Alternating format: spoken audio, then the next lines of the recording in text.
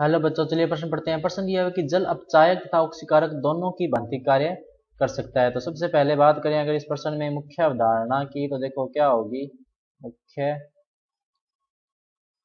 अवधारणा जो इस प्रश्न में होगी वो होगी जल की अपचायक व ऑक्सीकारक प्रकृति। तो देखो जल जो होता है वो ऑक्सीकारक और अपचायक दोनों की तरह व्यवहार करता है।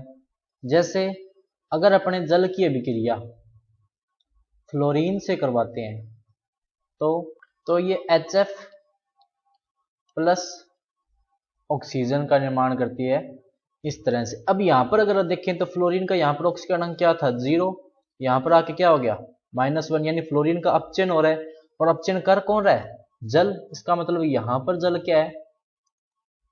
अपचायक है। इसी तरह मान लेते हैं H2O की अभिक्रिया अपने किसके साथ करवा दी?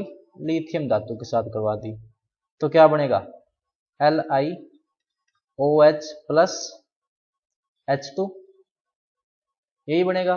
तो यहां पर देखो लिथियम की ऑक्सीकरण अवस्था क्या थी 0, लेकिन जैसे ही इसने जल के साथ अभिक्रिया की इसकी ऑक्सीकरण अवस्था क्या होगी +1।